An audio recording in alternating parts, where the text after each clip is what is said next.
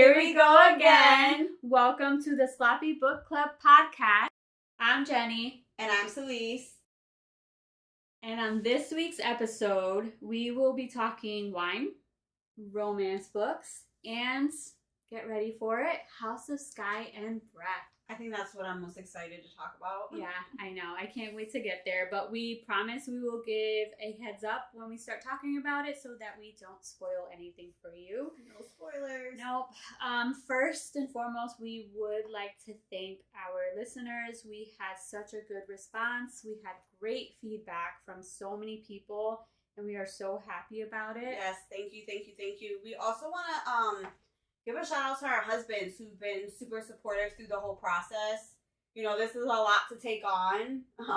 So their support has been amazing. We also want to give a huge shout out to Angel from That Strange Show. If you're into horror comedy podcasts, go check them out.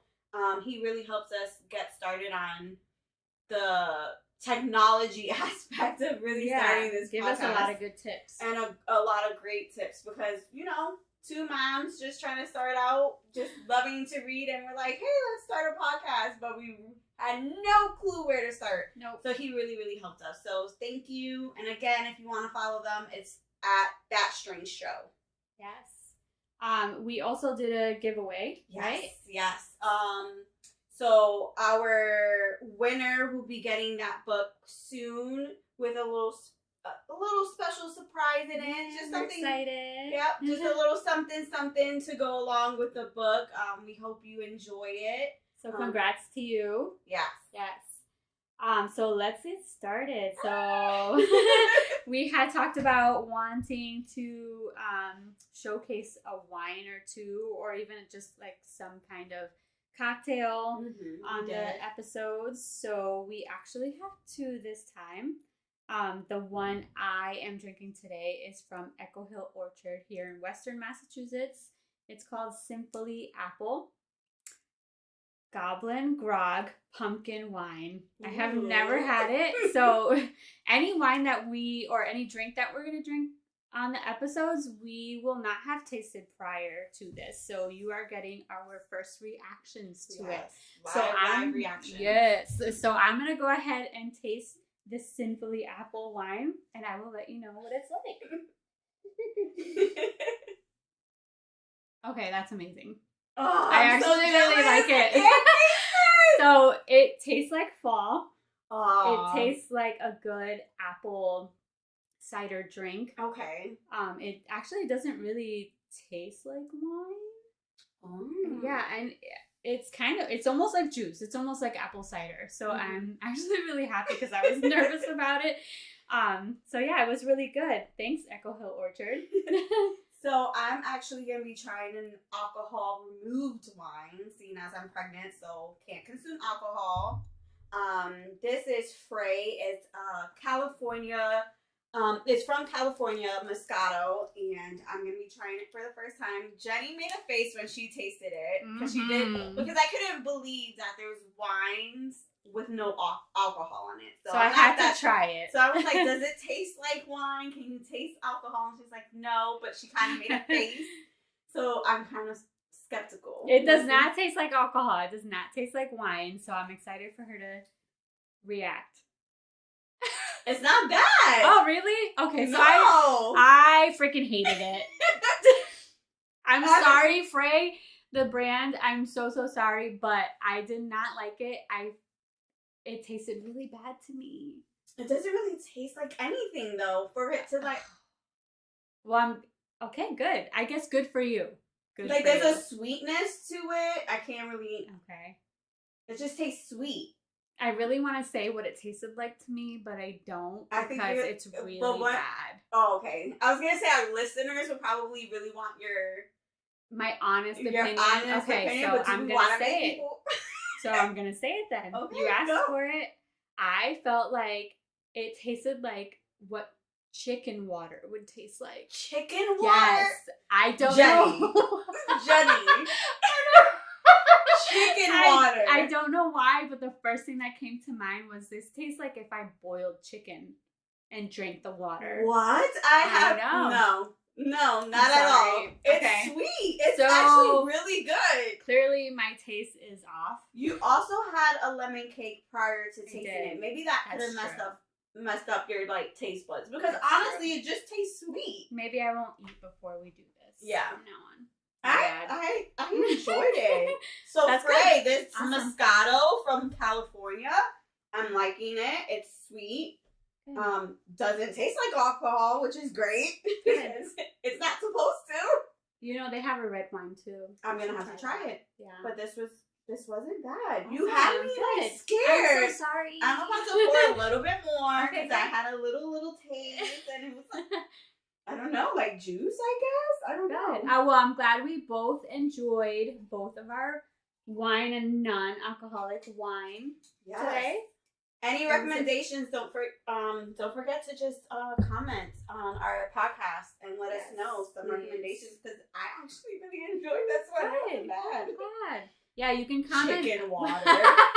I'm sorry. I regret that I said that. Oh my god, that's so bad. Hey, honest review. Sorry. Yes, it was my honest opinion. That was the first thing that I tasted when I tried it out, and that was me being a good friend. Trying to taste the wine to make sure there was no alcohol in it. Thank you. I'll make sure, hopefully next time it doesn't remind you of chicken water. I hope not. I'm so sorry. Oh my god. All right. So, because it's the month of February, we really wanted to talk a little bit about love and romances and some books maybe we read, recently that really stuck out to us and we really wanted to talk about. I'll go first. One of the books that really popped up in my mind that I wanted to share was It Ends With Us by Colleen Hoover.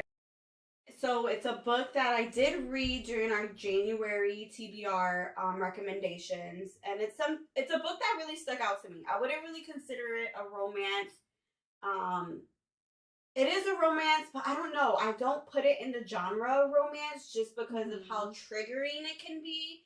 Because it does speak on, domestic violence and toxic kind of romances or relationships that you won't really put in a romance genre. I don't know. So lots of trigger warnings? Yes, a lot of trigger warnings that I wasn't expecting, but it had like a lot of raw emotion, some real character development. It's about a story. The main character's name is Lily Bloom, and she's in the midst of really like discovering herself and sorting out what she wants to do with her life and starting a business. And here comes, this man named Riley who's up and coming surgeon, and like their romance, but really it's not the you want to love them together, but there's just aspects of their relationship that you're just like, yeah, I'm not gonna put up with that kind of triggered thing. Yeah. Oh god. And this particular relationship she's in triggers memories of her father who was abusive to her mother, and it also brings up memories of her first love, who I love, Atlas. So all these memories come up, and she's wrote letters to Atlas. I really want people to read the story. I don't want to give too much away, but it's something that I feel like everyone should read. I think, it really goes into what are your limits that you're willing to put up with within a relationship. What is it that you're just like, no, that's not something I'm gonna put up with. And so you were frustrated throughout the whole book. I bet. Towards that middle ending, because you're thinking this is a romance book, and then he kind of flips the script on her, and it's kind of crazy. And you're just like, and you're making excuses for him. Okay. Oh. Yes. I don't like that. I don't like it either, but you do kind of like she's coming into her own, but you're on that journey with her. Okay. So you can't really predict what's going to happen within the story. And I think that was the beauty of it. And while she's going through these emotions and you're hearing how she's feeling, but he's also stating why he does the things he does, you're literally making excuses and you're understanding kind of why she stays during that first bad encounter that they have, or, you know, fight or whatever. And you're just like, what? That's, I guess I will try, give a second chance, you know? Oh my God. Yes, but then obviously there are certain things where you're just like, no, like, leave him, like, no. But it was, you know, a lot of my, some of my other friends have read it and they were just like, they were triggered by it and it brought up some things. And I guess the month of love, and this is the book that I'm recommending, or like, but it's just, I don't know, it's something that really resonated with me. And like, I think about it a lot for some reason. It was just one of those books where you want to hate it, but you kind of have to, it teaches you kind of like a lesson at the end too. And I love the ending. I love that the title of the story, or the title of this novel, is within the ending of the story. Okay. Because it's about breaking cycles as well. So it ends with us kind of thing, and I'll let you think what that means to you. But I'm sorry. Depressing for a romance in the month of February, but it's something I had to share. It's just Jenny's getting looks like, girl, so you're crazy. Wait. So she just announced the next book. Are you going to read that next book? Oh, it starts with us? Yes. Is that the second? Because I don't read Colleen Hoover all that much. I've read 2 books. So yeah, she is doing like, I guess, the prequel to this. Oh, okay. So it's not an extension, at least from my gathering. It starts with us, and it's about, you know, Lily and her first love, Atlas. Got it. Okay. So I guess it's their story, because so many people were like, I want to know more about their love kind of thing. And me, I'm okay with what she put in those letters about him, and, you know, how the book ends. I don't need more from it. Oh, interesting. I feel like it's gonna take away from the characters. Then, but even Atlas, because you said you kind of I love Atlas. Him. Yeah, but what if it ruins it? Yeah, for you? what if it ruins the vision I had of him? You know, I get it. I like that. We just got little glimpses of him, and then obviously he comes into her you know, present life at some point. I don't want to give the story away. To me, who cares? Spoil it. No, it's just a raw book. Okay. It leaves you raw and kind of like knowing what you want in a relationship, and I guess that's the romance of it. Knowing what you want and knowing your worth in a relationship. It doesn't necessarily have to be a happy ending, but just knowing who you are. I feel like that. Right. That's how I got. That's how I felt about that. All right. Okay, so that leads to my pick of the month for February, Hooked.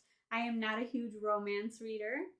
I like my fantasy. The faker, the better. The faker, the better. So I picked Hooked. It's a dark contemporary romance. It's about Peter Pan and Hook, but it's not what you would think, because it's not a retelling, it's not a fantasy, it's just a contemporary romance. More like an urban fantasy or urban romance type of thing. So it's set in Massachusetts. Whoop whoop, because we're in Massachusetts. Look at you plugging in our state everywhere you go. The wine last week. So basically, Hook is this badass drug lord. He helps run drugs through Massachusetts from elsewhere. He has a dark past in the sense that his family has died or was murdered. He doesn't really know at this time. So he was taken in by his uncle, who was super abusive. So fast forward to adulthood, he owns a bar. He works for this guy who we meet throughout the book, who basically runs drugs, and Hook is kills people and beats people up, that kind of nonsense. So he meets Wendy. She walks into his bar one day, and he sees this beautiful hot chick. He doesn't know who she is, but eventually he figures out that her dad is Peter Pan, but his name is not Peter Pan. It's just Peter. So that's what you have to kind of take from it. You have to shut your mind off from the Peter Pan fairy tale. You just have to think about it as it's just their names and kind of their personalities. Okay. So he meets Wendy, and he's like, well, fuck. I hate Peter. I want to kill him. He's my nemesis, so I'm going to fuck his daughter. Oh my god! Revenge! Yes! So basically, poor Wendy being used. She's not all that innocent. Okay. So she comes off as a super innocent college girl. She has a little brother, and she wants to take care of him because Peter, her dad, is never around. Her mom is dead. So she meets Hook, and she's like, fuck, he's hot. And they get together, and... Does Wendy know that Peter and Hook don't get along? She has no idea. So... Peter's rich. Her family is rich. So she doesn't want anyone to know that, because eventually when she meets people, they're like, they change on her. Yeah, exactly. So she reveals nothing of her family, and she starts to date Hook. His real name is James, obviously. James Hook. And he basically eventually falls in love with her.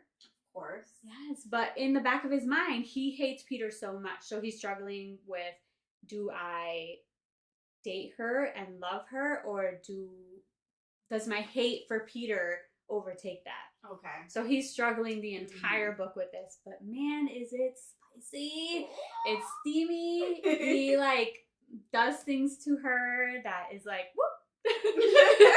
So don't let anyone read over your shoulder. Oh, it's one of those. Yes, it's one of those.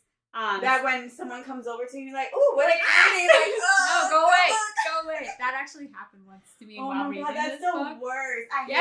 I hate when people come in, they see me reading, and they're like, oh, what are you reading? I'm like, I can't. I'm reading porn. No, so, I mean, it's a super short book, and you can fly through it if you're a quick reader. So, basically, at one point throughout the book, Hook thinks that Wendy is actually working with her dad. He kidnaps her. He ties her up. Oh my god, what happens in that scene when he ties her up? I'm blushing. Oh my god, I wish you guys could see Jenny's face. Her face is getting red. She's covering her eyes. Okay, so spicy. Lots of things happen. Eventually, it's a HEA, so it's a happy ending overall. But it's such a good book. There's a lot of trigger warnings, so if you're not into the whole graphic sexual scenes, look at us. There's non-conventional romances that we're recommending. We're happy endings, love, fantasy. This is a happy ending, but it's not good throughout it. There's so many things that you're like, ooh, would I ever let does somebody kidnap you? Exactly. I mean, would you let them do things to you? No. And she just reveled in it, just take me. I guess that's her thing. Wendy is a freak.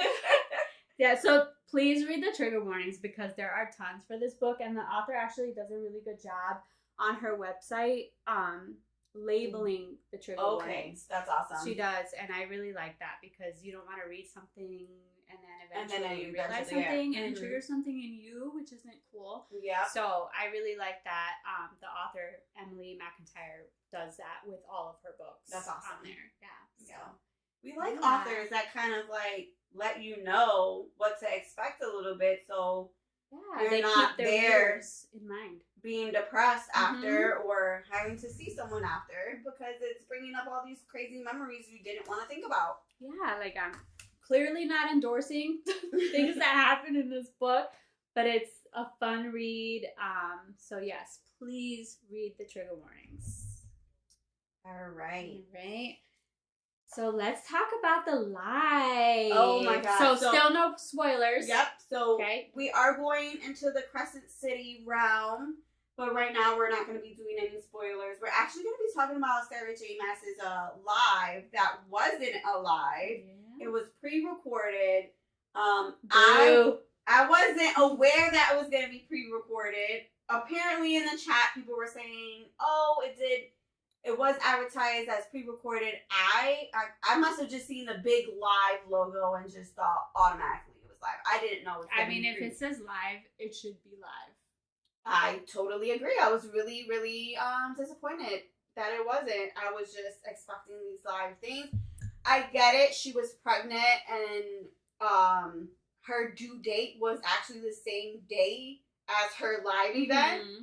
So that's why she had it pre-recorded the week before. But I don't know. I feel like something should have been said. Because like I said, it was advertised as a live book tour kind of thing. Yeah, I was expecting to be able to comment questions that I had. Because if you listen to our last episode, we had a lot of questions. Yes, we did. And so that was a little disappointing. Yeah. Me and Jenny went back and forth like we should have gotten like a little like something extra for it being pre-recorded. You know, we're getting these tour edition books. It would have been nice if the tour editions came signed or with like a little note or something. Just because you know you did pay for a live event, but it really wasn't. It was pre-recorded. Again, people are saying that I don't know. In the chat, they were saying that it happened before. It happened like before. That. Well, we don't know about that, but this time we know. But some of the things that she kept mentioning was this like epic ending, and I was just like, oh my god, the whole time I was reading the book, I was just like, I have to get to the end. I have to get to the end. I have to get to the end. Like, what is happening? She kept saying it was like a mic drop and like you're not gonna expect it, and I was just like, oh my god, like I was thinking someone's gonna die or something. Yes. Again, no spoilers, but that was just something that she kept saying was that the ending. In her live, she talked a lot about like the different style of writing. You know, the host asked her, you know, what was her style, and she was just saying that. You know, are you someone who plots everything out, or is it more of like a spur of the moment, whatever comes to mind? And she said that she was a little bit of both. During the live, she also mentioned how she was a party girl in college. She did mention that. I thought that was really cool that she said that and brought that in to the live because it made her a little bit more real to us and more relatable. And, you know, she said some of the way that Bryce kind of partied kind of related to her. So, like, throughout some of the book, I'm just like, okay, which part was real? Yeah, which part was Sarah? What did you do? What were you doing? Oh, my God, was that you in the back? I know! I was thinking the same thing. In the bathroom of the club? Girl, get it? Someone that was like a lion? Okay, all right. So, just little things. And like I said, she mentioned how she was, pregnant, and that's why she pre-recorded everything. And then during her book release day, she showed her baby girl, which was really, really, really cute. But yeah, she said that she is working on book 3. After her maternity leave, she's going to be working on book 3. Yes. So she's putting, you know, backseat to ACOTAR. I think it's book. So it would be book 6. I'm really disappointed because I really wanted book 6 to come out before book 3 of Crescent City. Same. And especially with her getting this like huge show deal where ACOTAR is going to be coming to Hulu. I'm like, the series isn't even done yet, and it's just like it kind of giving me Game of Thrones vibes, where they started the series wasn't ending, hadn't ended yet, so they kind of, I feel like, made their own ending for it's Game a situation where you don't want it to be like, okay, so the director's trying to make the ending of this book, when really what the readers want is the author ending. to make the ending or to make the story, the plot, whatever it is, and then the director to follow up on that. We don't want it the other way around. When you're a reader, you want the author's opinion. So that's why I'm like, okay, yes, I want Crescent City 3. Yes, I do want it. Yes. I wholeheartedly want it. Yes, especially the way book 2 ended. But I also want my Avatar to, like, I want an ending. I want, like, Azrael. I want, you know, right? I know. And I think people forget that because it's been for me, it's been super recent because I just read Avatar maybe 3-4 months ago. For everyone else who has been a fan of Sarah J Maas for a long time, they've read it maybe a year or 2 ago. Right. So maybe they're forgetting that, you know, they really want it. Yeah. No, we really, really want this. And then Crescent City can take a little bit of a back seat until Avatar is done, like finish Avatar. But who are we to question Sarah J Maas because she's actually pretty freaking genius. Yeah, her world building and just like her characters are just amazing. They're absolutely amazing. So, girl, do what you gotta do, I guess. But, you know, internally, I was like hoping that she would say Avatar. You know, she already has everything. Everything set for it, but she doesn't. She's working on Crescent City 3, which I know it's going to be good. It's going to be awesome. So, her live kind of ended with a game, which I thought would be good for us to do before we go into the spoilers of Crescent City. I'm going to need wine for this, so I will be pouring some wine.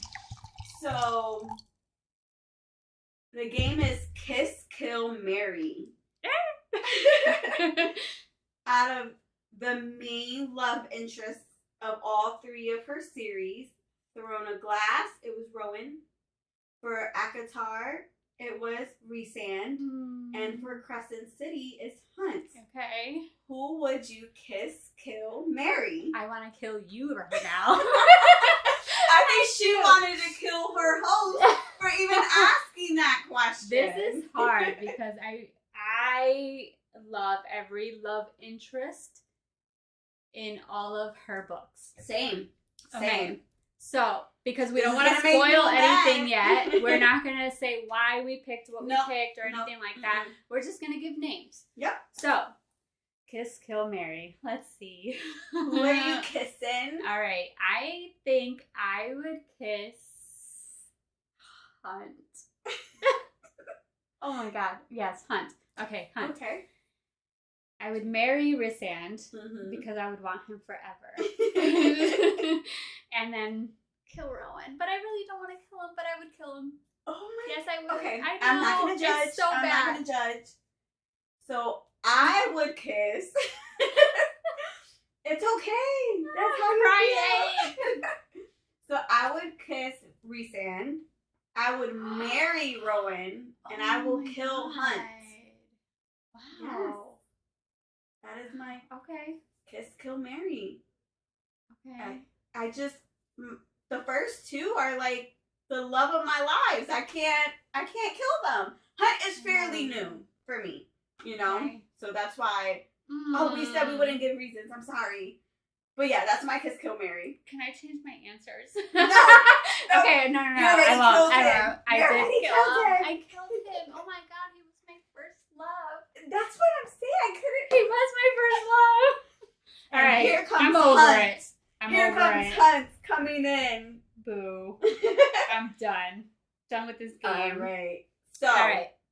This is it. Yes. If you have not read Crescent City 2 or you do not want to hear any of the spoilers, just stop listening. Please. Because we're about to get into some shit. Yes, we will spoil. This book was a book. Mind you, it just came out on Tuesday. Yes. And we read 800 plus pages in 4 days. Yes. 4 days, people. That is a lot. It was a lot. Yeah. To say that it was a lot of information too. Like this was because it wasn't just Bryce and Hunt's point of views. It was so many different point of views within one book. Yeah. And I think we felt about this. We felt like this in the first book, where like the first few chapters, you get so much information. Yes. And you would think that the second book is not like that, but it is. And you would think the second book would kind of tie into the first one, and no. Nope. This left me with even more questions. Yes. It did not answer any of our questions we had last week. Maybe one question or two, if that. But we'll get to that. Oh yeah. Okay. We So will again, get to that. please, we don't want to spoil anything for you. So if you don't want to listen, thank you for listening thus far. Yes. We love you. Thank you for your support. And come back. Yes. Please come back. Please come back. Okay. So let me give a quick little synopsis of it, and then we'll get into it. So this House of Sky and Breath, it focuses on the rebellion as a whole. So we know in the first book, the humans were kind of trying to rebel. We learn about the fallen angels that rebelled way back in the day, that kind of thing. But they were that kind of helped the humans. Yes, they did. So this one, they're not, looked as important because they have no powers. They're human beings. Like, they're lowers. They're nothing because they have no powers. So this one is just the rebellion as a whole. Yes. We have a lot of people afraid to be part of it because it's the law. If you're part of a rebellion, you're going to get executed. So, and not nicely. No. Right in front of people in the middle of like the town square. Yes. Imagine you just driving downtown and you seeing dead bodies. Yeah. That's insane. And it happens in this book. Yeah. So it's city life, and people just take pictures and keep going about their day, which I find kind of weird. But continue. I'm sorry, Jenny. No, that is kind of weird.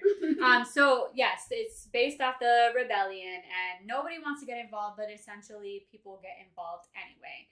It centers around this new character, Sophie, that we meet. She's something called a Thunderbird, which is supposedly this huge and powerful being. Or veneer. More of her. I know. I really wanted more of her. So it's centered around her and her brother, who people think are Thunderbirds.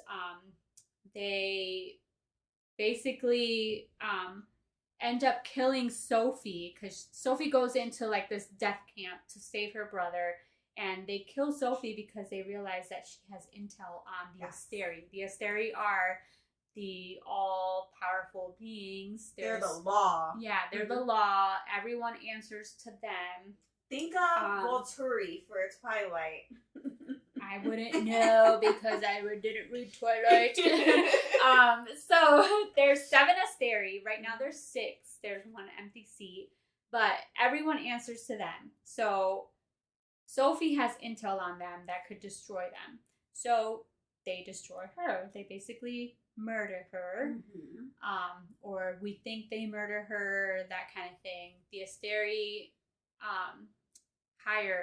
the Hind. It was a Hind, right? The Hind murder. Yeah, so they brought her on a boat, they drowned her, and that is it. That's all we hear about Sophie. So the entire book is Bryce and Hunt with all of their friends. Rune, Flint, Declan, Therian, and then we meet someone new, Cormac. Cormac? That's his name, right? Cormac. And at least that's how I pronounce it. I think it's Cormac, yeah. They're all basically trying to find Sophie and her brother, Emil. That's his name. Like you said, they have this gift of the Thunderbird that supposedly was wiped out, supposedly, and here it is. There's 2 of them. There's 2 of them. Yeah.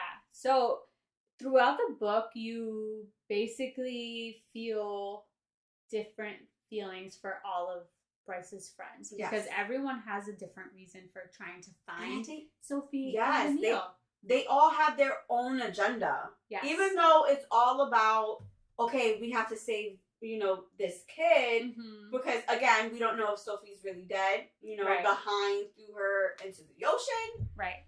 We don't know what happened to her, but she's the Thunderbird, so she may have survived it. Yes.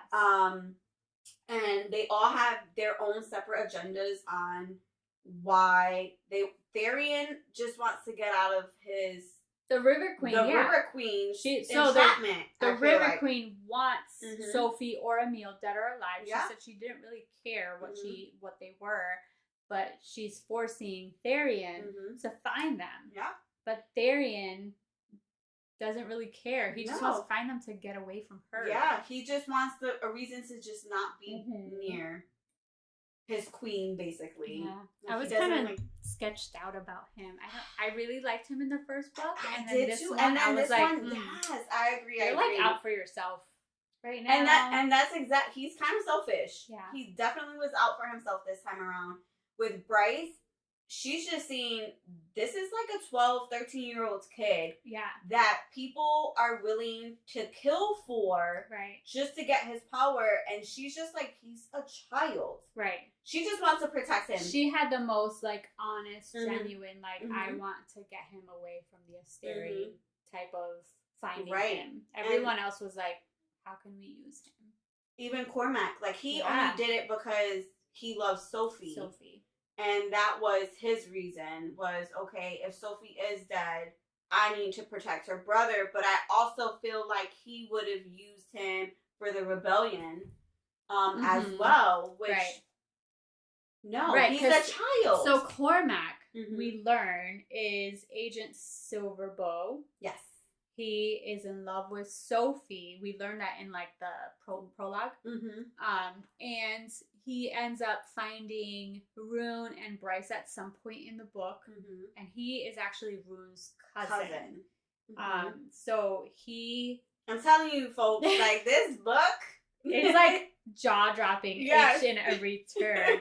So he's cousins with Rune and technically cousins with Bryce, if you kind of see it that way. Yeah, but not... Well, no, blood related because it's through his father, right? Or is it his mother? Is it his mother's? Okay, oh, it's his mother's side. Yes, you're right. His mother's side. So he's not related to Bryce. He's related to Rune. So he is betrothed to Bryce. Yeah. Because of the Autumn King. Yep. So Bryce's and Rune's dad decide, how can I ruin Bryce's life?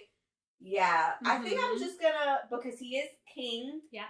Of the Fae, and his, only cares about power. Yes, only cares about power, and he doesn't really like Bryce. We know that. So he was just like, how can I ruin my daughter's life? Oh yeah, let me get her married. Let me marry her off to her cousin. For breeding purposes. Exactly, yeah. Disgusting. He's the worst. So I honestly thought he had like a hidden...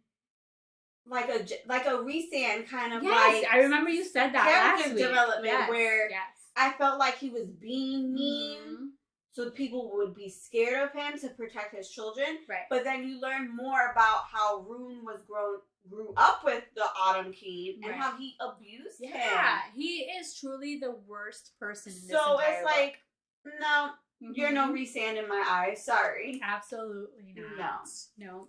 So Cormac ends up kind of weaseling his way into the group. Oh, yeah?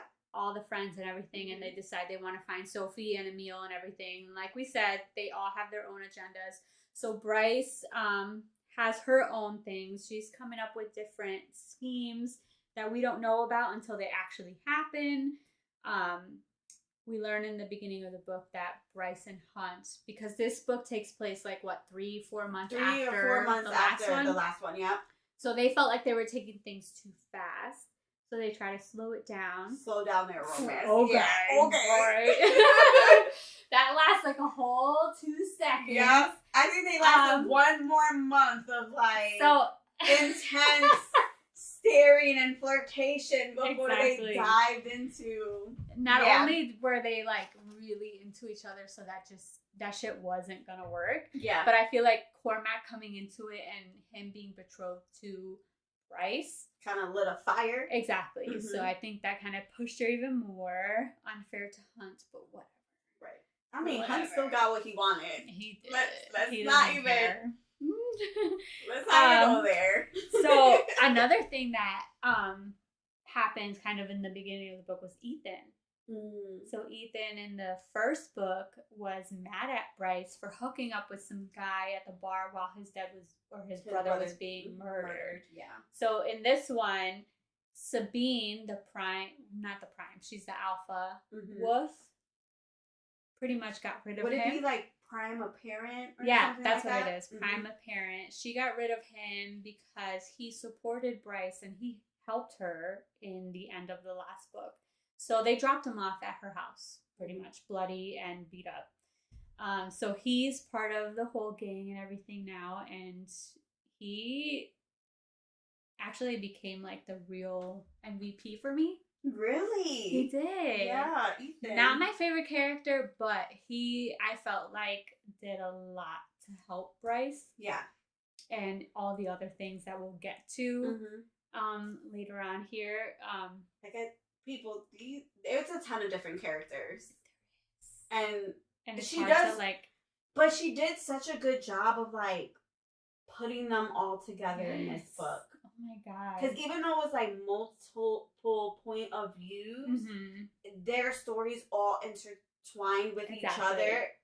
So like the plot really, really flowed. You weren't really getting confused. No, by all the characters. Not like the first time around where you had to read the first few chapters multiple times. This one it was like, okay, I know who you are. Yes. What's your line? What's your story? So Ethan basically gets kicked out of his pack.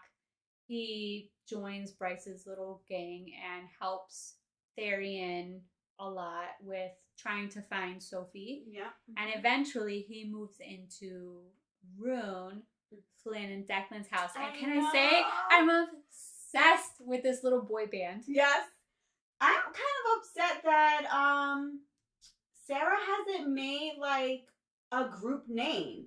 I know. Like the cadre for Throne of Glass, which was, their little clique. And then for ACOTAR with Rhysand and all the characters, it was the Inner Circle. Yeah. Where's the name for this group? They need one. And they're so funny. I love that you have the Faye Boys and Ethan as the boy band. I think that should be their name. It should be a boy band.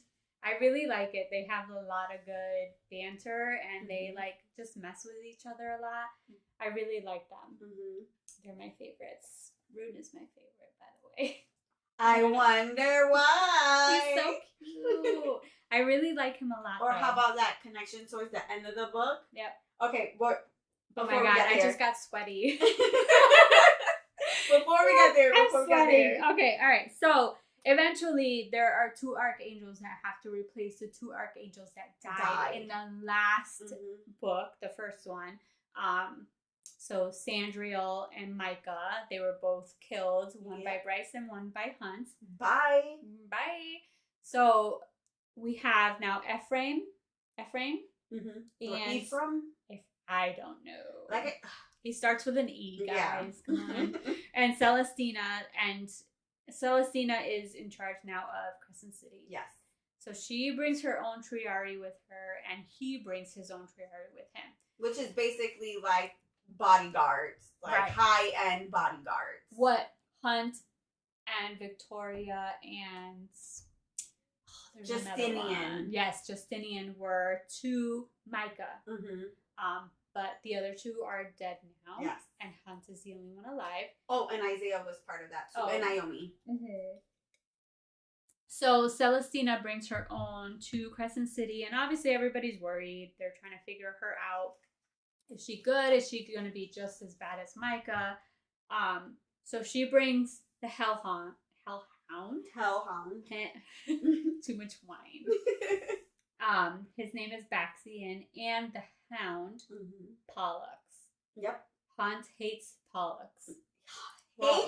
He hates everyone. Loathes him. The moment he sees this man, he fights him. Yes. He hates him. Pollux is a piece of shit. So even though I was excited that he was there, I was like, shit, what's gonna happen now? What is Pollux gonna do? Because he just doesn't fucking care. It's just about killing people. So that's what it is. And he's bloodlust. He loves killing people and scaring people, and that's just his vibe. Right. So then the other archangel, Ephraim, It's either Ephraim or Ephraim, something like that. So he's the archangel of Pangera. Yes. And he is now betrothed to Celestina, and he brings his own triari, the Hind and Mordok, which have their own little and histories. the harpy, yes. So what do you think about that? So there's a lot to say about those. Okay, so Ephraim, he's definitely bad. Like, I don't think he's a douchebag. He's bad. Whatever. If he has the Hind, he has Pollux.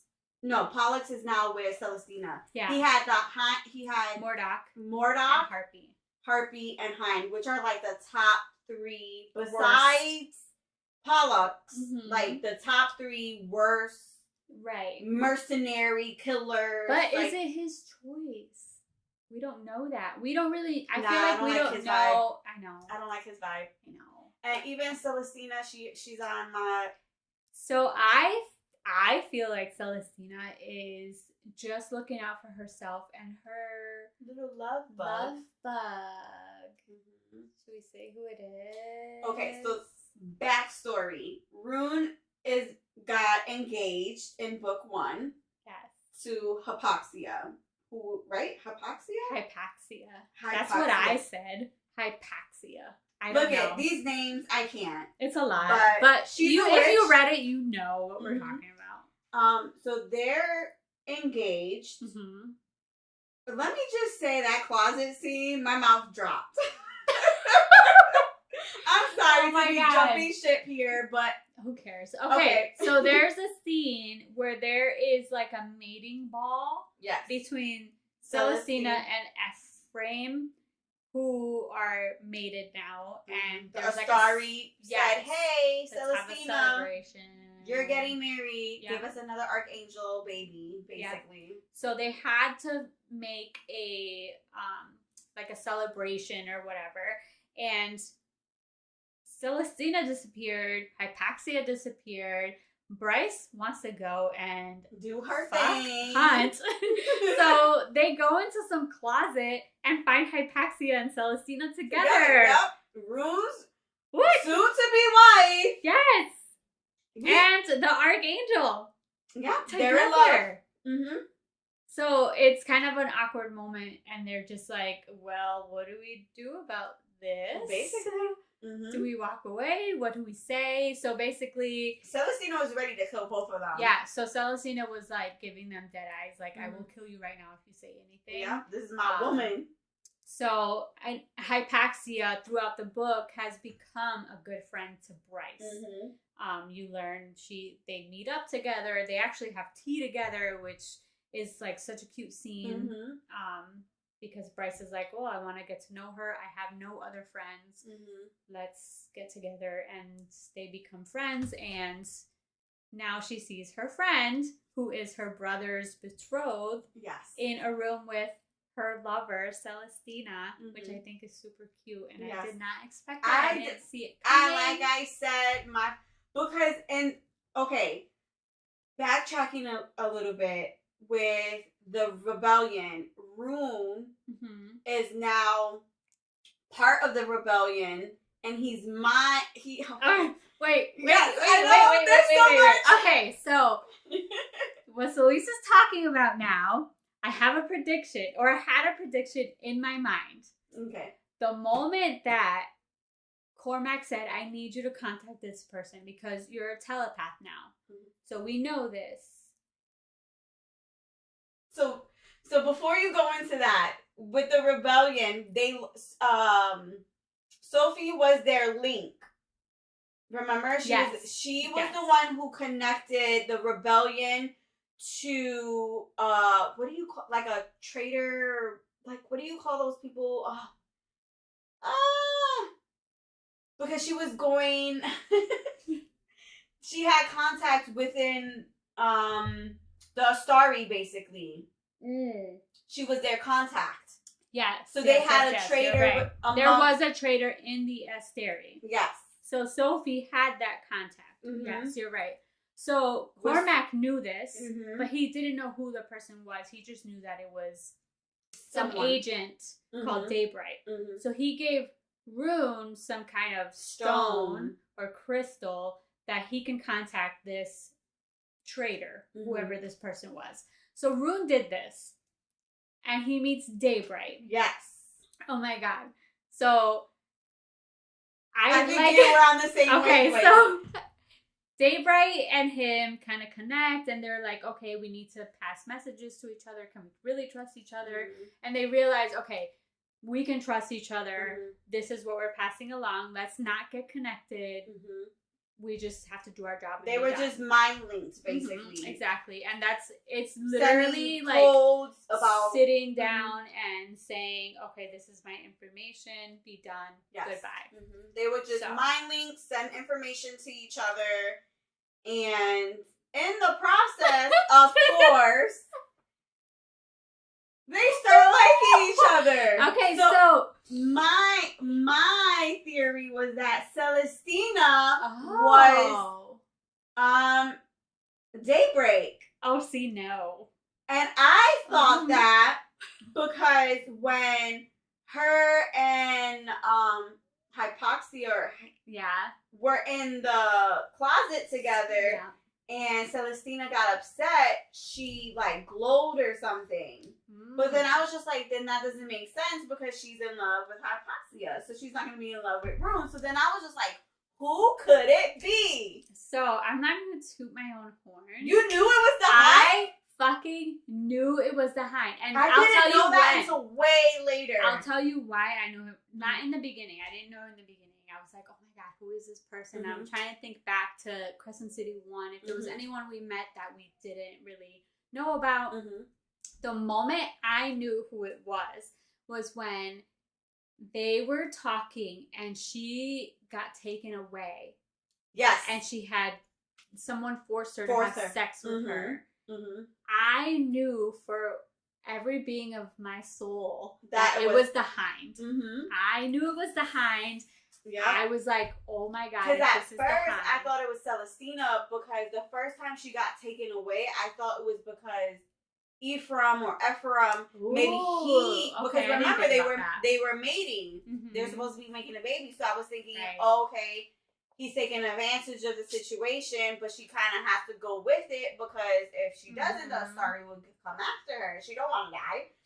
But then when that whole closet situation, I was like, well, then it can't be her. It can't be her because she. So then it wasn't until the second time where she got taken out roughly, and I was just like, could that be the Hind? Yeah. And Pollux? Like, throughout the whole time, the Hind, even though she was described as being this ruthless monster, even in the beginning with Sophie, they asked her, can we just torture her? We'll get it out of her. She was just like, no, I don't have time for this. Just kill her.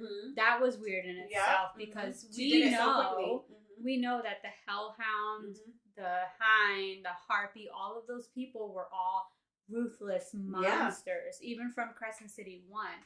So I found that weird, but I didn't think about it. And then when this happened and she was taken away and was forced to have sex with someone and Rune couldn't see who, that I knew it was her in my heart. I knew it was, and I was so freaking excited. I know. I love Rune so much, and I'm so happy about this. But we'll see. They're mates, right? I'm sure they're mates. But she kind of even the put way in the he said something it like the like a stone dropped or whatever. He was mad at her for being who she was, basically, but he still felt like he wanted to protect her. Even in the end, we'll get to that. Even in the end, when things were happening, he was just like, I want to protect her. Like, no one should be touching her. Oh my God. I fucking love Rune. Yes. Okay, so let's see. Where does that bring us? So that brings us to the end. Let's talk about Rune. Before there's like so much. I have questions, and I want to see if you think the same thing. So the Viper Queen and Therian. Oh, okay. Do you think the Viper Queen is a Vlag? Because remember, so we haven't mentioned this part, Okay. But we find out in this book that the Astari is not, well, they're siphoning people's magic to stay alive. Right. And they're doing this through the drop, because when you do the drop to become immortal, you have to give a little piece of your power to the drop. Right. Without them knowing, that power is what's keeping the Astari alive. Also, when you die, your soul gets taken into the gates that is also feeding the Astari. So we also find out that the Astari have been conquering different realms and planets for eons. Right. And have been taking some of these people to Midgard as basically cattle. Yeah, it's a breeding planet. It's a breeding planet. It's cattle for their power. So if they're taking different fae and creatures from different realms, could it be possible that they've gotten a blag? And I only say that because of Therion's situation with drinking her blood, and now he feels like he's on a leash to her. Yes. And she can call him whenever. Like, if she gives him something to do, like, I want you to go jump off a bridge, he's gonna go do it. Yeah, and there was some point at the end where he could hear her, he could feel her talking to him, like, do this and get back to me, like, right now. Even when he was over in Pangera with the whole group and everything, she was like, get to me right now. Get into the water and then come back to me. Which is crazy. So could it be she could be a black? I didn't think about that. Oh, I like that. That's good. Good job. And then, now we can get to the end, because now I have some questions about... so let's get to this end scene. So at the very end... The mic drop. Yes! At the very end, Bryce and the whole group, so Bryce, Hunt, and Rune, end up in Pangera, and so do Therion and Cormac, but they're like in a different section. Yeah. Or they're whatever. like a few miles away, trying to be the distraction. Yeah, so long story short, unfortunately, something happens to Cormac. That was my second. Did he do a yieldling? I'm shocked.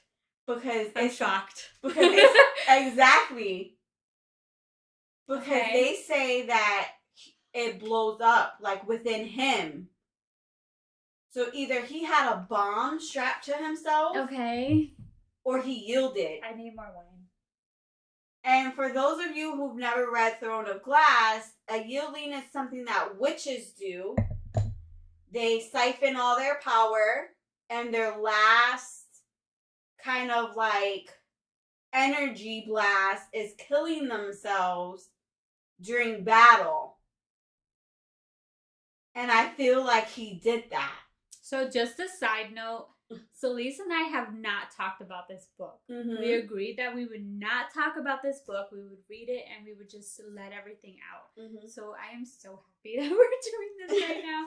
And sorry if we seem like so scattered, because it's just like we literally just finished this book yesterday. Well, Jenny finished at 6:30 a.m. And I finished, I want to say, like a couple hours ago. So, like, a lot of these feelings and emotions are still really, really raw. So, we haven't even had a chance to, like, really put things down on paper. So, yeah. Did he do that? Is he a descendant from witches and fae mixed together? Right. And that's why he's able to do that. I'm curious as to how he did it, because they don't say if it was a bomb or something. They just say, Therion just says it was a bright light. Yeah, so Therion actually, so Cormac told him to run, get away. Therion goes away, and all of a sudden he sees this like bomb, like this explosion. So yeah, we don't really know what happens to him. And we meet the Asteri while everyone's in Pangera. Yes. Regulus? That's Regulus, his name? Regulus? Yeah. Don't know his name. Anyway, Regulus mentioned something about two different types of fae. Yes. So could he be a different type of fae, a descendant of fae and witches? We don't really know. They've been going to different planets and conquering them and taking their children. And this is what Bryce finds out. Right? So this is what Bryce finds out. And that was Danika's big secret. Yes. And that was Sophie's big secret. This secret that they said would bring the Astari down was that they were taking the power from the people of Midgard and using it to keep themselves alive. And they've been doing this for thousands of years. Yes. And breeding them in the process, because even Regulus. I don't really know how to say it. He was saying how there were two different fae. Yeah. And one were the usual fae that we know with powers, and then there were the shapeshifter faes. Yes. And they made them not like each other because the way they were breeding them, they're only breeding them so that they can shift into wolf's forms. Right.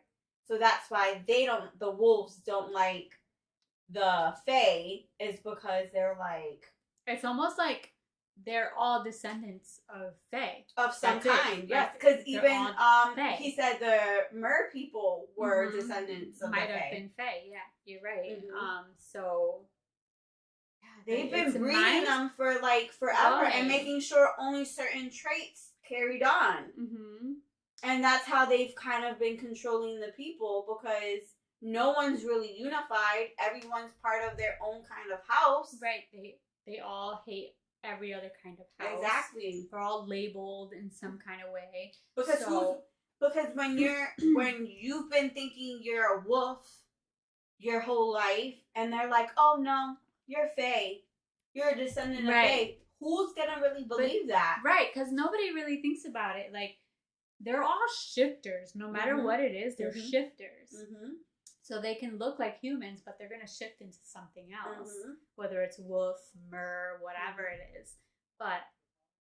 And when I found out that they were like shifter fae, I was like, that's like Tamlin.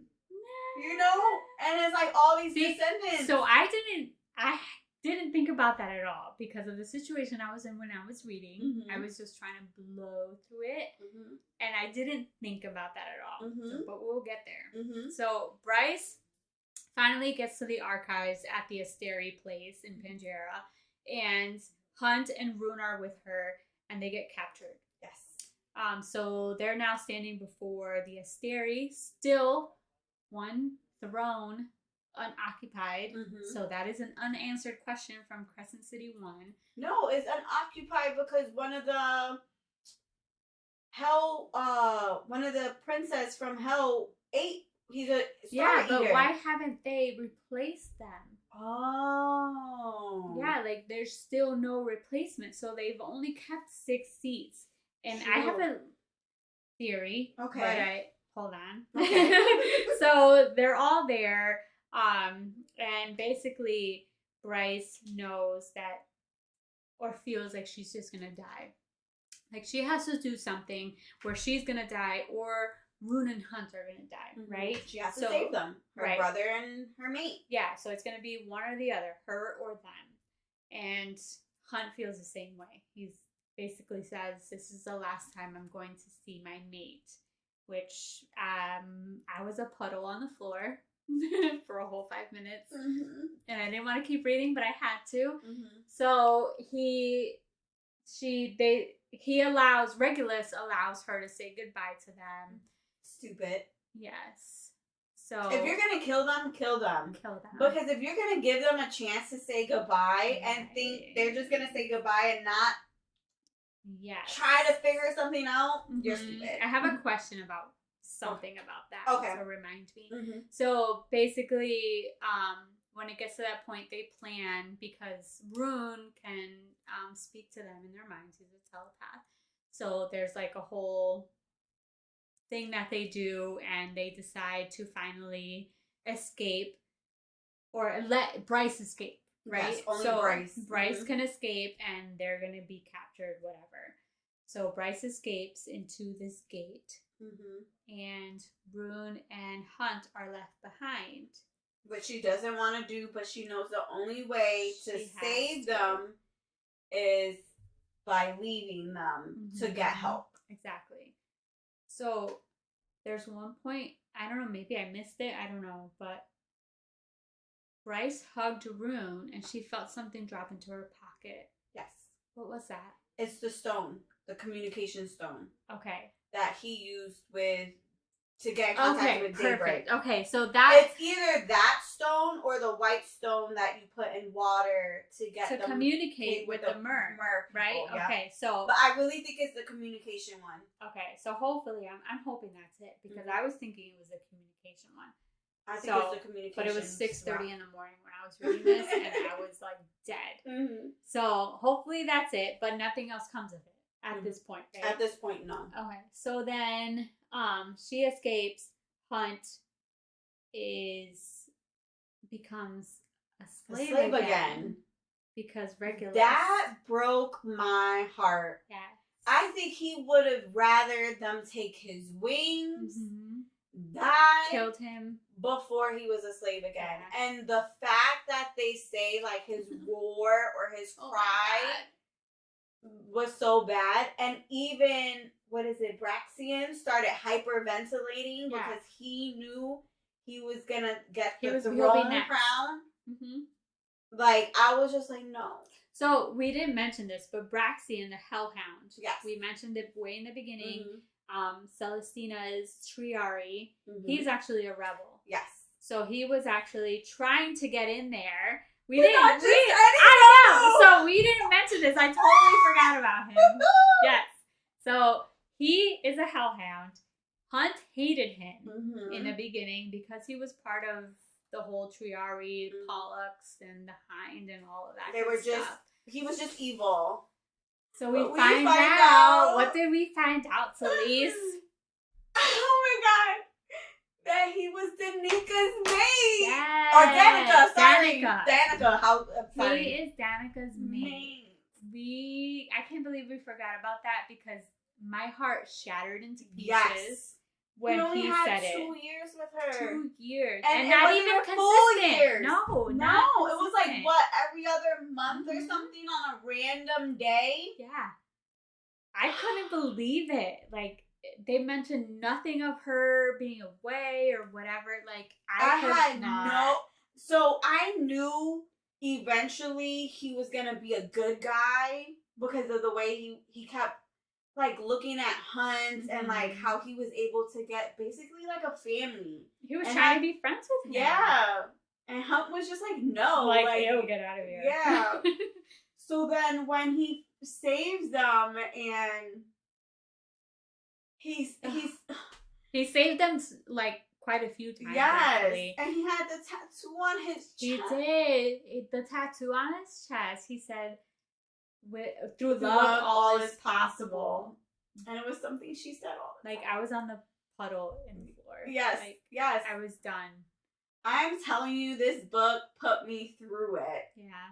Because all the twists and that was something that was super unexpected. Like, I did not suspect that at all. That was something so good. At least with, like, the Hind situation and Rune. Like, as you read, you were kind of connecting dots and stuff, and you were just like, oh, okay, it probably is the Hind, and then when you find out it is the Hind, you're like, oh, okay, cool. Yeah. But that threw me way off. Yeah, nobody made any type of connection that Danica had a mate already. And the fact that she was able to hide that, because, you know, when you mate with someone, your scents intertwine with each other, and people can smell it. Like other wolves can smell it, other fays can smell it. Like, so the fact that she was able to hid it, and he was able to hide it. Yeah, I really like that a lot. She did a good job with that. Yeah. All right, so Bryce finally gets away. She makes it to the gate with the help of Hunt, who distracts Regulus. So she thinks she's going to hell. Yes. Because in hell, she finds out that they hate the Asteri. Yes. and they knew what the Asteri were up to when it came to taking people's powers to stay alive. Yes. And back in the day, they rebelled with other Fae and humans to try to overthrow the Asteri, but then they wound up losing. So she's like, I gotta go back to hell because they don't like the Asteri. The Asteri have my mate and my brother. I need an army. And hell kept telling her that they had an army for her. And she just wouldn't believe them. I mean, like, if somebody told you, say, hell, do you want to partner with us? Like, that's true. To fight a war? No. I feel like hell gets a bad rep, you know? So, yes, in this book and in real life, and in real life, like, there's, like, I like Hades and Persephone and, like, that kind of like, you know, mythology kind of thing. And it's just like, hey, I think it's the villains that get a bad rap when you don't really know their true story. Exactly. Right. They just look scary and act scary, but really they're like teddy bears and like are they now, Celese? Are they? Even though they rip freaking Ethan's neck out, but that's something totally different. It's a different type of hell. But yes, so she's trying to go through this gate, get to hell. To raise an army. Because she knows she's gonna need it. Yes. I'm like trying to hold my smile in. But does she get to hell, Jenny? Does she though? Does she because go to it's hell? all green and there's like cut line and there's a city. And there's a man who comes. Fuck my life. Comes and he is like, stay right there, woman. Wait. He doesn't really say that. But his hands, did you get that part? Are scarred. And that was my first. I'm gonna cry. Did you get that connection? No, I didn't get the connection until they were in the house. What? And she was describing this person as like the stoic, like he showed no emotion. Like no matter what she said to him. Hazel eyes. I know. I should have known. Listen. When I tell you, I'm getting too excited because I was just like, it cannot be. It cannot be my baby. I love him so much. It cannot. Okay. So wait. So she ends up in this place. She sees this greenery. She sees a city, and she's like, "Oh my god, what kind of like things are these?" She sees this shape. She's like, "How?" Like, I didn't know hell had grass. Right. So then somebody like kind of shoves her with their feet, and she's like, she sees this guy standing there, this tall guy, kind of brown skin and scars and wings that look like demon wings. They're like leather wings, so they're not like hunts where they're feathers. And she's trying to talk to him, but he does not know her language. Yes. So they can't like, communicate. No. She's like, hell, I need to see Adis, yeah. And he motions to her to put this blindfold on eventually. He takes her and flies away into this home. I'm getting giddy talking about it. So they go into this home and she's still trying to communicate with him. She's like, Adis, please, I need to get to the Prince of Chasm, Prince of the Pit, whoever it is. Take me to a prince. Like, I need to speak to someone. And he still can't understand her. So then other people walk in. Other fae. I can't even talk about it because I'm like trying to like jump out of my skin. So other people walk in. She sees they're like talking to each other and she still can't understand them. And then she speaks in the old language. So basically that means that she kind of went back. So I don't really understand. This is where the timeline is iffy for me. So I don't know if they all within the same timeline, but different realms. So like their history's all a little bit different. Or did she go back in time? Right. For the simple fact that, well, there's two. She sees Amryn and thinks of Fury. That's okay, so before this happened, Fury to me, because we don't know anything about Fury. Nothing. We still in the first episode we talked about Fury, that we have no idea who she is. And we have wanted, no idea where and she we were came hoping from. in book 2 Yes. it would answer some questions. So Fury to me reminds you of her? reminds me of Amren. Mm-hmm. And I spoke to somebody about this last night who read the books but Mm-hmm. has not finished Crescent City 1. Mm-hmm. I told her, I said, so Fury reminds me of Amren. Mm-hmm. She looks like who we describe her as, whatever. Mm-hmm. And the moment she described her in this book, I was like, oh my God, Fury. Yeah. Like, who is she? Is she a descendant, or is she, or is this woman a descendant of Fury? I couldn't tell. So that's we're here. Okay. So when everyone's coming in, she sees Amren, automatically thinks of Fury, starts talking to her, and Amren is shocked too. She doesn't get shocked. No, she has no emotion ever. She's her a hands on her face. badass. She's shocked. I will kill you speechless. if you look at me a certain way. And everyone looks at her like, why does she have this huge, crazy reaction? So, wait a second. So, Amren, if you're listening, if you have not read ACOTAR, please read it. Please read it, because we're talking about a character in ACOTAR. Well, multiple Court characters. of Thorns and Roses. We're going to talk about multiple characters. Sorry about that. But Amren is a character there, and she's this badass female who is some type of assassin type thing, and she is just like the second of the leader in one of the courts. Yes. But second anyway, in command for Night Court. Exactly. We're not going to get too into it, because if you haven't read ACOTAR, I am sorry for you. Yeah, because we're spoiling. Because this connection, you guys don't understand where she landed. Yeah. She's in Valeris. Valeris! The one place that every Sarah J Maas fan wants to be. Yeah.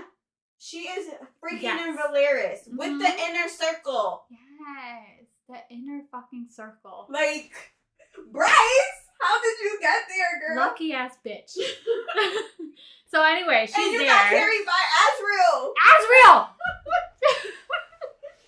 Like the one person who shows no emotion, that every girl was like, I love something. Like, give me something. So you carried her in. She's talking to Amren now in the old language. Amren is shocked, and she's like, wait, no one has spoken this language in over 15,000 years. Right? So I don't even know where it goes from there. So then, guess who comes in with paint splattered on her pants and a white blouse? Farah. Yeah. Again, if you haven't read ACOTAR, you're going to need to. Yes, please. So if she walks in, who walks in after her? Because nobody walks in alone when you're Farah. Nope. Farah always has an entourage, and his name is Rhysand. Whoop, whoop. And so she starts talking to him because she says he looks just like Rune. Yeah, so the moment Rhysand walks in the room after Farah, Bryce says, Rune? So clearly that means that Rune is somehow related to Rhysand. This is how I've been connecting the dots. So I think they have to be descendants of them. Okay. And so then you think Valeris is like way back in the day? I think so. Okay. All right. Only because they don't have the technology of things. That's true. They're speaking in the old Fae language where Bryce says that she learned currently because she was Fae. So that was a language. So her mother was forcing her to learn. Yes. Old Fae language. Yes. At some point. Yeah. Yes. Okay. Because, they have old books and galleries. So this is all old history. Yes. And so it has to be that they're descendants. And it makes sense because Rhysand can winnow. Yes, he can. That means teleport, people. Teleport. He has the Damati. Yeah, which is the telepathy. which is being able to mind speak. And that is something Rune can do. Yeah, he can. I fucking love Rune. So it's like, if... And then Cormac can winnow, and he was a descendant on... No, because now I'm trying to make the connections to how... Oh, so, she can only do it because she gets energy, and that's... But exactly. Okay. So I think, because I didn't make that connection that you did, but now I'm like, holy shit, yes, you're right. Rune's mom, I can't remember, is Cormac related to his dad or his mom? Because I feel like he said his mom was from Avalon. So it's Cormac. Cormac. So it has to be on the mother's side. Yeah, so that can only mean that that's where it's from. Yes. And he says he gets his shadows from his mother. Yes, which Rhysand can create shadows. Yeah. Yes. Yeah. Ah. Yeah. I'm gonna pee. But this is what I mean. So he has to be a descendant because he has all these qualities of Rhysand. Yes. And the fact that the first thing Bryce sees is her brother in his face. That means, you know, they say after a while you kind of start looking like, you know, the people before you. Mind you, Bryce is not related to Rune's mom. Right. Bryce has her own mother who is a human. Her only, like, veneer family is from her dad, who is a fae, the Autumn King. So that's their only connection through Rune, and Bryce is the Autumn King.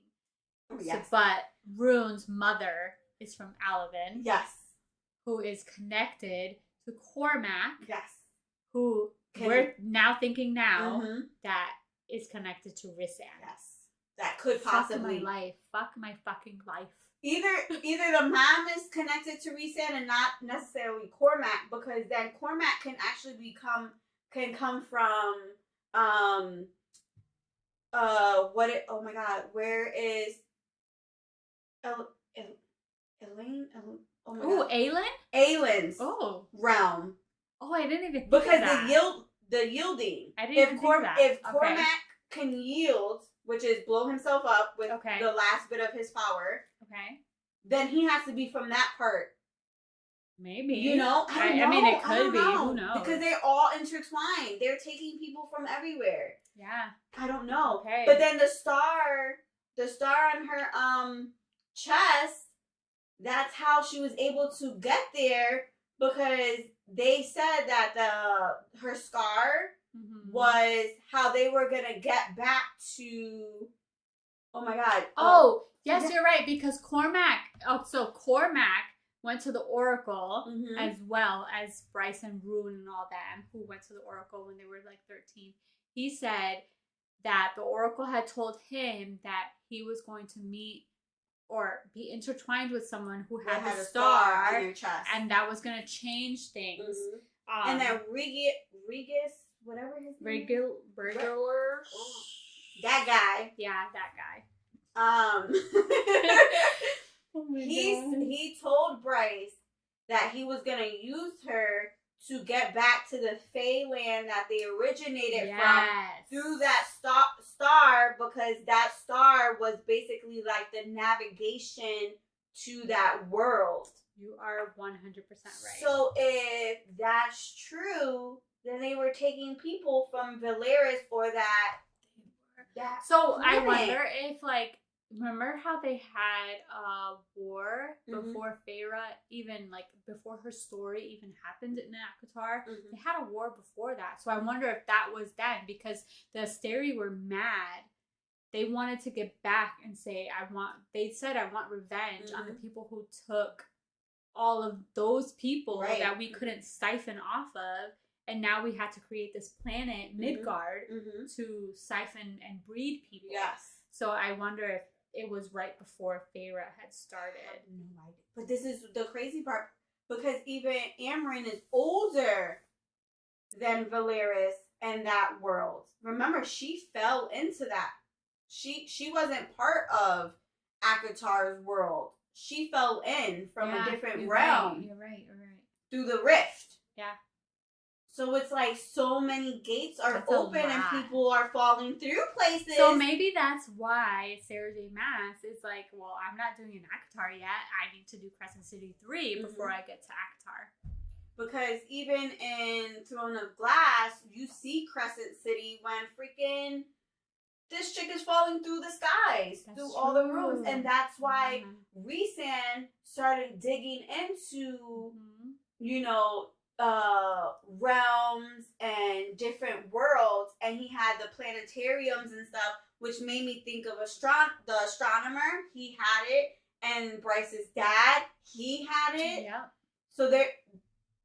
Yeah, that's one of the questions we had last episode. Why was he like holding on to this astronomy stuff, and why was he using rune to try to like turn this astronomy power on? And we had no idea why. And then with Rhysand, like this is his second time seeing someone from out of this world. Yes. So he knew that there were people out there. So he's definitely gonna help her. Crazy. Oh my god. Is he gonna teach her how to mist? Ooh. How to just blow people up? He's gonna teach her a lot. I think so. But now she's there, like how is she gonna get back? Like, and her horn is tattooed with his power. That's true. Oh my god. But she couldn't use But then she couldn't use it. Remember, she said she tried to hone into her powers. Yeah, but by herself. But she was always using Hunt's power to like magnify what she had. But remember, the Hell Princess were telling her, "Have you tried using the horn tattoo?" And that's what he hit. He didn't hit her star when she was thinking she fell into hell. So he activated her horn. Yeah. Her horn tattoo. Yes, it's a lot. It's a whole lot. And then I also have no one mentioned Hunt's father. Nope. Throughout this whole book. Nope. It was like book 1, we spoke about his father. But they did mention that he was breeded or something. Oh, yeah. By the Asteri. Yes. Oh. What does that mean? Right. They took his mother and had her mate with some random person? Probably, or like, I mean, I wouldn't put it past them if they're forcing, like, Celestina and Ephraim. But I don't think it was just a random person. No. Because remember Danika's father, Mordok, when he smelled Hunt, he said, "You smell different." Oh, no. Oh, that would be so shitty. He said, "You smell different." That would be shitty. And the Oracle said the same thing. You're something that I thought was lost or from far away or something. But so with that, I don't know. Like I still feel like there's something bigger with Hunt because Adis. Remember he called his scar the slave mark the Black Crown. There's something up with that. I don't know what it is, but I feel like Hunt is more important. Is he a descendant of somebody from hell or something? So I might be stupid in saying this, but I feel like he might be some kind of descendant or something to have to do with that 7th seat in the Asteri. I don't know why, but that's what keeps bringing my mind back to. I don't know. But that stuck out to me when I didn't even think of that. When Mordok was like, "You smell different." Yeah. Like, what are you? You don't smell like other angels I've smelled before. Yeah. What does that mean? Right. And along with that, Jessica knows who Hunt's father is. They didn't really talk about Jessica in this book. No. She came up a few times, but she wasn't really important in this book at all. At all. She was there here and there. She provided information. So where is she? What is she doing? Right, exactly. Where's her library now? Where's this big human civilization library? Yeah, I know. That's what I had highlighted. Jezebel. Where is she? Along with Jezebel, I know we talked about this a lot of time. Lahaba. Okay, now I'm feeling maybe she is alive in some kind of way. Is she? I don't know. Because when... Oh my god, we didn't even think about... There's so much! Okay, so Ethan, Bryce, and Therian went at some point to an astronomer who kind of keeps mystics as slaves. And we don't know who these mystics are. Eventually, we find out that one of the mystics is a wolf. A wolf. Which is an alpha wolf. But mystics are kind of like if you ever seen the movie Minority Report. Do you remember how they had those like people inside the water and they would tell the future or something? That's kind of what the mystics kind of reminded me of. Okay. So, you know, they were like the oracles. So Ethan and Bryce and Therian went to the astronomer to kind of get answers about Ethan's brother Connor. Right. Because they had just found out that their souls get taken into the... It's like the second light or something. And then they just get like eaten or whatever, and their so souls, they're gone forever. So basically a big fat lie. These theory made it seem like if you die, you go to hell. They decide whether or not you are worthy of being in the bone quarter or something like that, and you stay there, but the people alive can worship you and talk to you and whatever. So that's a big fat lie. Yep. They find out that the Asteri and the people in hell, like the princes or whatever, in deep depths of the pit, can eat your souls. And you're done. You're gone forever. And get whatever power you have left. Yeah. So at this point, Ethan's like, that's fucked up. My brother's there. My bad. The pack is there, and I don't want that to be their eternity. Yeah. I want them to live. I want them to hear me when I pray to them, blah, blah, blah. So he's trying to figure that out. Yep. So he goes back to the astronomer to save this wolf that is a mystic who was basically sold to the astronomer when she was 4 years old. So he went back there and he figures out that she's an alpha wolf. Alpha wolf. And before he goes there, he goes to the prime of the wolves, and the prime tells him, well, that's a Fendir heir. Yep. Which is a relative of Danica. Yes. Which means that Sabine. That's what it is. Isn't the heir. Isn't the heir, or the only heir. Right, basically. Right. So, yeah. I think they mentioned something about Sabine having a older brother. Which, if she has an older brother, then obviously in, like, king's terms, you know that the older sibling has rights to the heir, and their kids have rights to the heir before the lesser siblings. So, which means that if the older brother was the heir, their child would be the heir, which means that this mystic would be the heir before Sabine, who is a bitch. Yeah, I hate her. Nobody likes her. Nope. Everyone hates her. Even Danica, her own daughter, hated her. Which is crazy. So Danica didn't even have like a mom or dad, you know? Nope. It's, oh my God, we never mentioned who Danica's father was. That's right. Okay, so Danica's father, Mordok, who is part of the Triari of Ephraim. Yep. Ephraim's Triari. So he's not in Crescent City, he's in Panchera. Yes. So we find out a little bit about his history when and it's nothing Ethan, good. No, nothing good. He is just a straight up asshole. Ethan kind of mentions him at some point when he runs into him at some point in an alley. He's really not that important, I don't think, right? I guess the only importance he has is his nose, because he's able to. Right. He's a bloodhound. He's a bloodhound who can basically tell your lineage. Lineage. Yeah. So whatever powers you have, or like any what type of veneer you are. Or your family history, even, which, you know, say your dad stepped out on your mom and you have a sister out there where so the bloodhound is a DNA test. Yeah, basically, he has a really good nose. Which, now that I'm thinking about it, so Danica 100% knew who Bryce was. Yes. before Bryce knew who she was. And knew her brother when they first met. She knew right away. I wonder what she would have said if she met Hunt. Ooh. You know, because her dad is like, oh, you smell different. Yes, because we still don't know who Hunt's dad is. Yeah.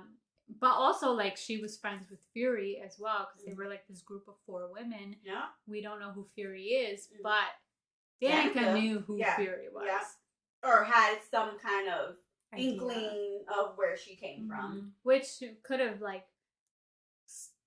made her go into the history of it, because she was a history major at Crescent City University, so that could have started all of this basically nonsense. Oh my god. Of information. We know this is a super long history of Crescent City, but it was a lot. It was a lot of information, and this isn't even everything. No, this book was so good. It had a good plot, a good storyline. It had multiple, point of views, which usually I don't really like because it kind of could get confusing.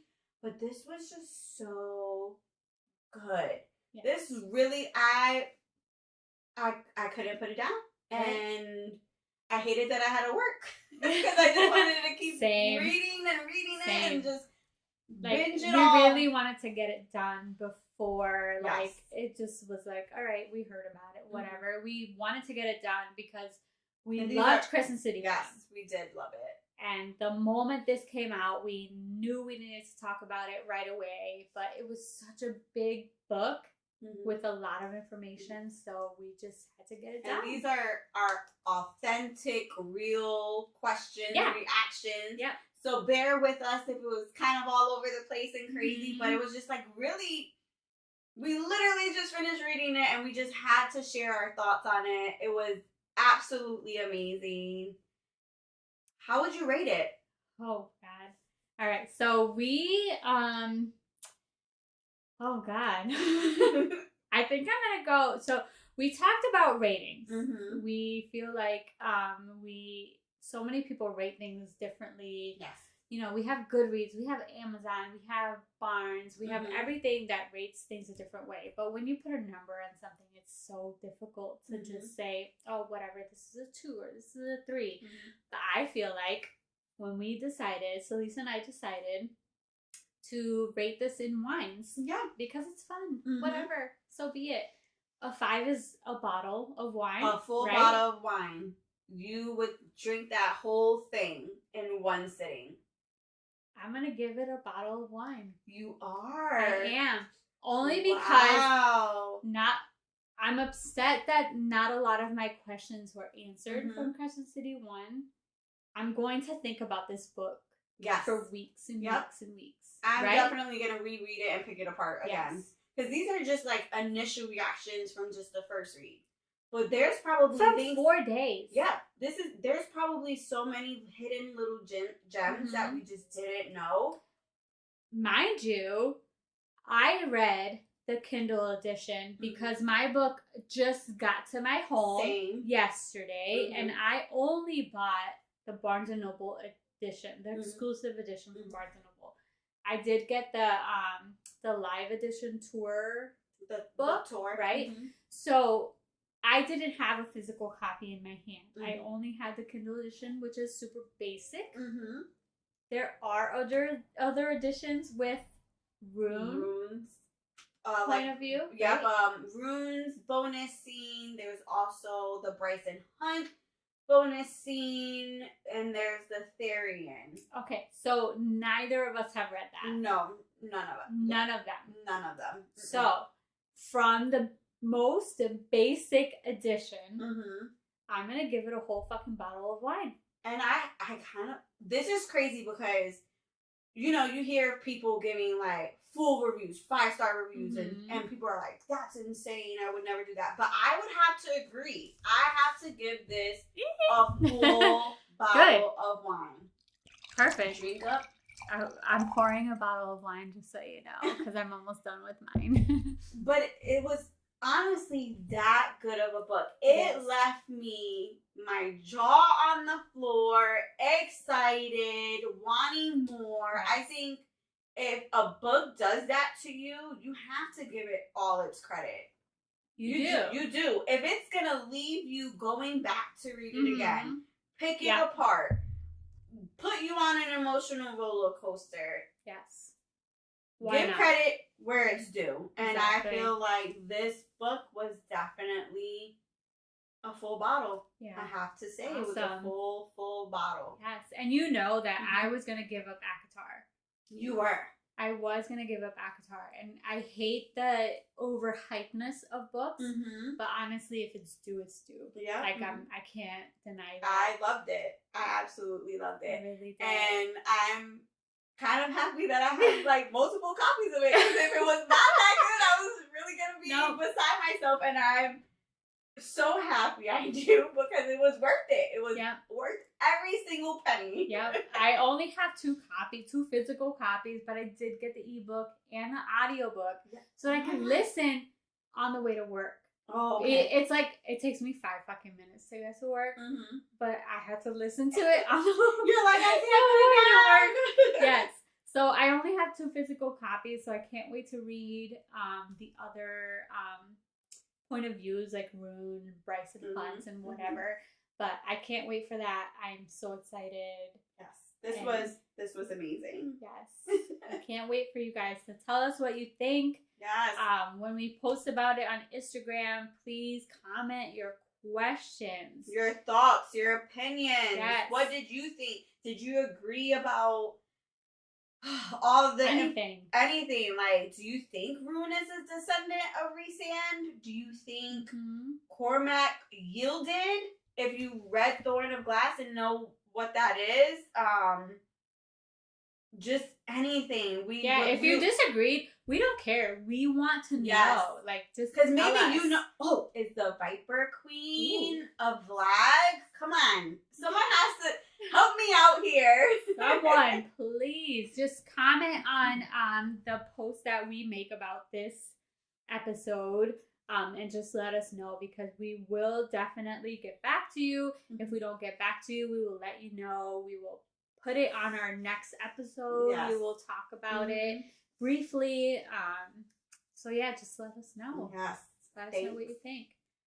I'm excited to hear what other people have to say about it and their opinions. Really, so please don't hesitate to reach out, DM us, or comment in our Instagram your thoughts, opinions. We want to know. And if you have recommendations on books that you want us to read that you think we would like, or that you think we could break down and talk about, just please let us know. Or is there an upcoming author you're really in love with and you want us to give them a shout out and read one of their stories? Reach out. Authors too. Like, if you want us to read your book and talk about it, we'll go for it. Why not? I think our next episode is going to be highlighting some of our authors that we've read so far that we're super excited to talk about. And there's a couple. Jenny's I'm like cheesy because I already know who I'm going to talk about my next episode. Yes, there's some great authors that we've read so far that we're super excited about. Also, if you have any wine recommendations, non-alcoholic or even mocktails you want us to try that doesn't taste like chicken water, put that in the comments too. Sorry. Frey. The Frey, brand. I don't know. Sorry about that. But yeah, just let us know. Comment, DM. We're super excited that you're here with us. We're super excited to be doing this. And if you've heard this far into our podcast, good for you, because we just really this is a long one. Yeah, we just been shooting the shit and talking about this book, and we're excited about it. We're hoping you're excited about it. So, thanks for all the love and listening. Yes. Bye. Bye.